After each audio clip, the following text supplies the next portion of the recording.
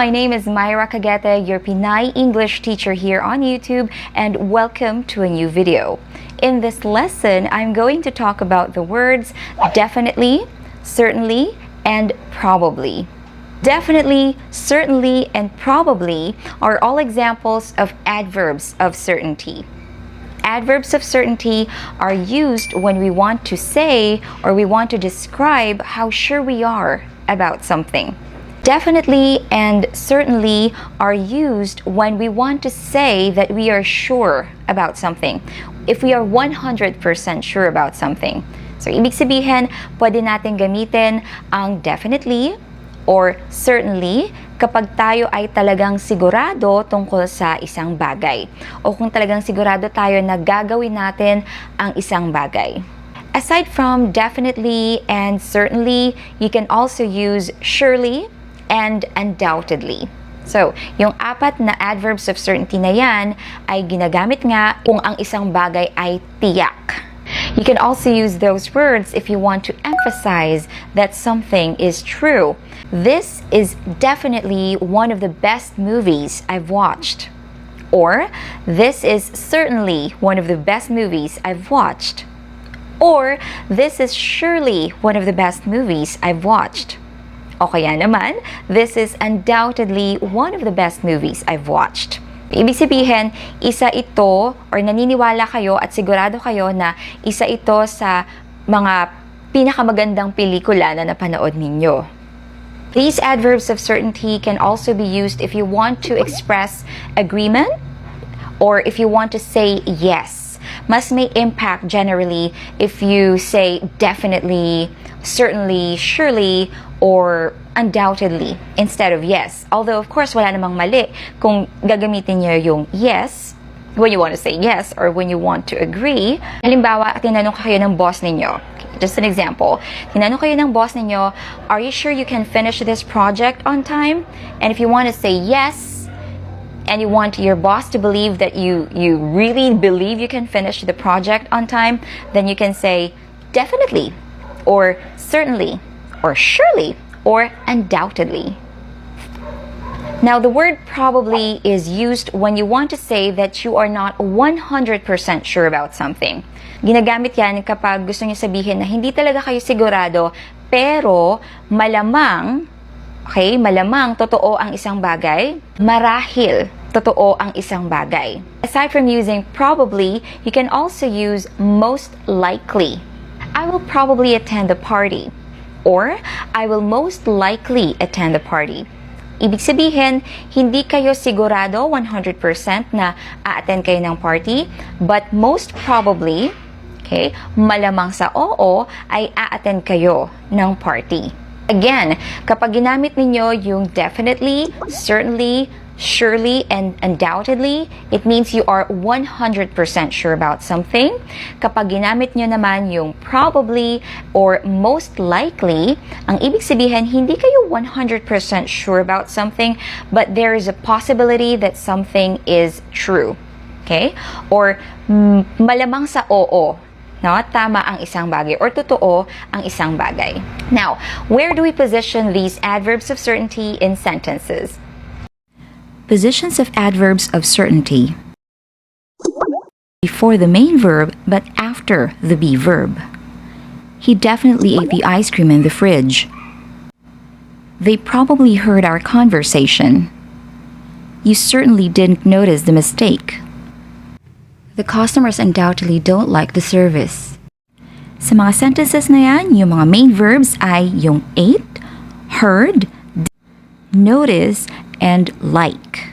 Kung napapansin ninyo yung mga adverbs of certainty na definitely, probably, certainly, and undoubtedly are placed before the main verbs. So kahit nasa negative form yung inyong main verb, for example, yung ang didn't notice, may didn't before notice, right? Kasi nasa negative form siya.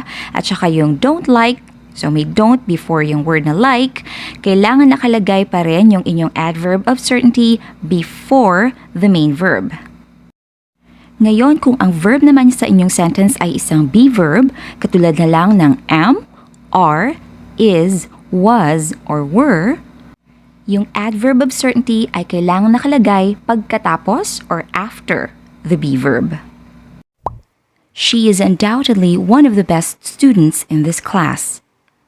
These street performers are certainly worth watching. Yung undoubtedly ay nakalagay after ng be verb na is, and yung certainly naman ay nakalagay after ng be verb na are. Now, if there is an auxiliary verb in your sentence, then you have to put the adverb of certainty between the auxiliary verb and the main verb.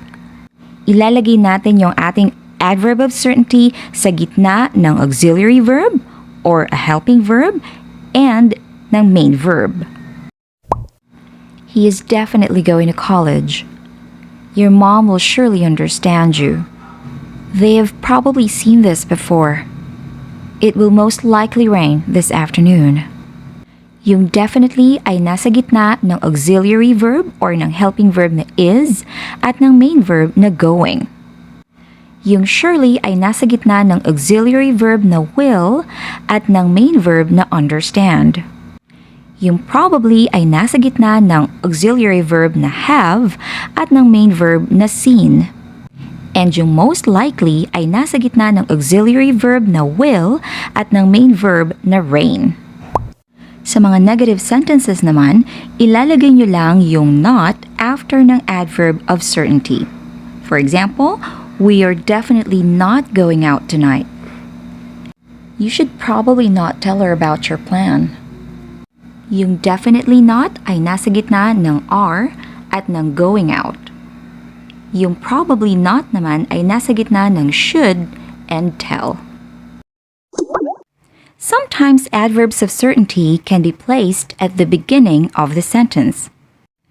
Undoubtedly, Beyoncé is one of the greatest performers in Hollywood. Probably he didn't get the job.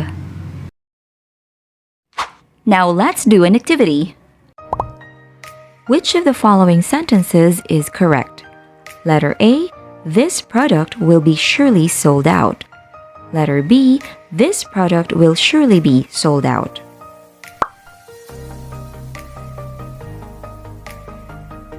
The correct answer is letter B. This product will surely be sold out. Remember, auxiliary verb, adverb of certainty, main verb. Will, surely, be.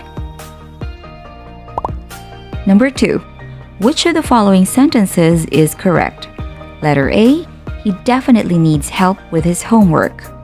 Letter B, he needs definitely help with his homework.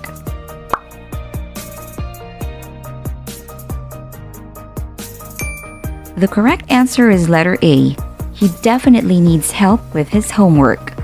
Remember, ang adverb of certainty ay nakalagay bago ang main verb. Number 3. Which of the following sentences is correct? Letter A, she is probably at school now. Letter B, she probably is at school now.